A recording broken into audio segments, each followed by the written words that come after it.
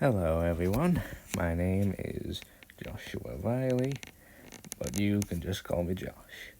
And today I'm finally doing something that I've been wanting to do for quite some time now. So, by now, all of you have probably most definitely seen Encanto. And I gotta say, I loved it. I enjoyed the absolute hell out of the characters. The movie, just the animation in general. It was just a brilliant film. I loved it. Didn't really take much interest in it at first, but then I actually ended up watching it because I heard that there was one popular song on there. So I thought, alright, then might as well give this film a watch. And I'm in love with it. But the thing I like the most about any fandom of, let's say, book series, TV series, movie, or video game is some of the content that the fandom likes to pump out, basically.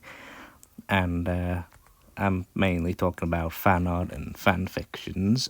Well, what I like about fan art and fan fictions is that, one, we have some really good artists out there, and two, we have some really good storytellers out there who take the original content, they take the original source and they do their own take on it in fan fiction form.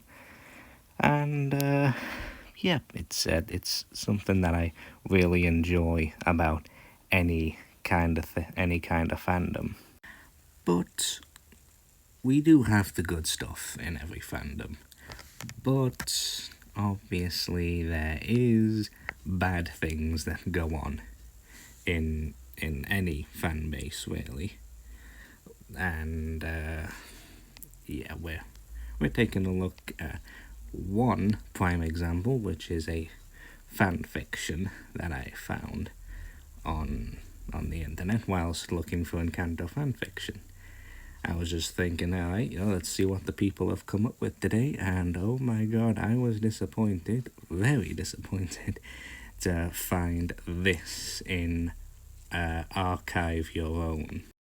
So I'm going to be reading you a lovely little story called For the Family, and just based off that title alone, you're probably thinking, well, that doesn't sound too bad or too good. It just sounds normal, doesn't it? Just sounds normal. But just you wait. We're gonna get into it right now. Okay, without further delay, let's get into the fiction. Whew, here we go. For the Family by Daisy Train. Family, I have an announcement to make. Everyone at the table of the Madrigals turned away from their empty plates to listen to their matriarch, Abuela Alma, who stood with her head held high and her face set in stone. I have come to a recent decision. It was not one I have made lightly, so I do not want anyone to voice their disagreements over this choice. She paused to pin each family member with a stern look in her eyes, all of whom sat up a little straighter. Julieta gave her mother a concerned look and spoke on behalf of everyone at the table. Is something wrong, Mama? Abuela's eyes softened slightly. No, mi vida, I hope not. A wave of anxiety rippled through the family. Abuela wasn't usually this roundabout when delivering her orders. Something was wrong. Abuela closes her eyes and takes a deep breath. She opens them with a renewed steel in them. I have decided that Bruno and Mirabel shall be wedded.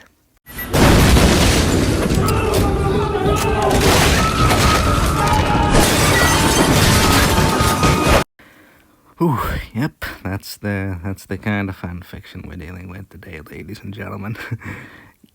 I'm not even gonna comment further. I'm just gonna keep going. I think the FBI open up clip explained my thoughts quite perfectly, so I'm just going to continue. Silence and shocked faces.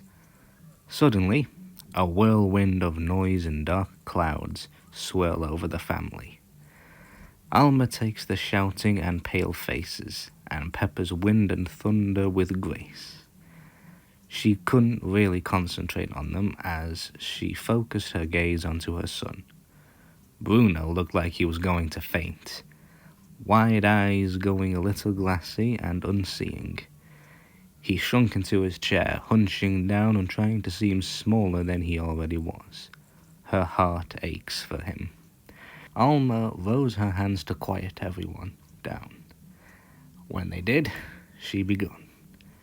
I have made this decision in hopes that they will both be happy with someone they care after I leave this world. With some alarmed looks thrown her way, she quickly added, and no, I am not sick or dying. Yes, so her reasoning is that, oh, you know what, these two really care about each other. Let's get them married even though they're frickin' family. She looked at her daughter Julietta's face, filled with tears, and her son-in-law, Augustine's angry one, and said, with as much as her usual commanding tone as possible, I'm sorry. I know this breaks your heart, but I believe I am doing what's best for the family. Isabella slammed her hands on the dining table as she stood up and glared at her abuela. I thought you were changed, abuela. This is sick. And with that, she stormed out of the dining room. Everyone sat in shock. Alma took a deep breath and said, I understand the misgivings of this union, but my word is final. They will be married by the end of the month. You're all dismissed. Bruno jumped up, pale and in shock, and ran out of the room. Everyone watched him go with pity. Eyes then turned to Mirabelle, the other poor unfortunate soul in this situation. She sat with her back straight and a carefully constructed mask. She got up slowly, looking understandably distracted, and whispered, Excuse me. She then rushed from the room as well. With that, the family broke away from the table and whispered amongst themselves. Alma turned on her heel and left for the room. Once inside, she clutched her locket with a picture of her dear husband and prayed to him. I hope I've done the right thing for this family, Pedro. Like the hell you ain't. For goodness sake. Just imagine it, right? Pedro's just sitting up there in heaven and he's just gazing down on his family, having a nice dinner, and then all of a sudden Alma pipes up with, yeah, I'm gonna marry my son with my granddaughter. And he's just like, God, can you kill me again, please? Or just send me somewhere else. Send me down to hell. Send me into space. Just send me anywhere, because I do not want to be here when she finally dies and comes up here. Basically, I don't even know if she's good. Okay, I'm just continuing. Whew, it's the day of the wedding. It's a small affair from the prying eyes of the town. Oh well, thank God for that. Bruno, dressed in formal wedding attire, stands slightly hunched while clutching his arm in a self-soothing gesture at the end of the married runaway. When the music starts, he startles from his thoughts. If Alma hadn't been carefully watching him, she may not have noticed the way his eyes suddenly brightened when Mirabelle appears in a beautiful white dress. She watches as he unconsciously straightens up and lets go of his arm. She watches as his awkwardness and anxiety melts into something softer. Something like love. Alma turns to watch Mirabelle walk down the aisle. Mirabelle glows from a love so strong. Oh my Gilly gosh, please don't tell me she's into it. Please, for the love of God, don't tell me she's into it. Oh my Oh, I'm just, you know what? I'm just gonna split this into a part two. I'm gonna finish reading this bit, and then I'm gonna split this into a part two. All right. A love that seems pure. Mirabelle stands next to Bruno, and they smile at each other. Alma closes her eyes. She doesn't wish to see. It's for the family. Okay, well, I'm just gonna leave that there. All right. I will be making a part two. Don't know when that's gonna be out, but when I have the time, I'll make a part two. This is just gonna be. This is just absolutely brilliant. I'm sorry. I'm just feeling very weird about this fan fiction now. Okay, you know what? It's been nice to be back, and it's been nice to do this.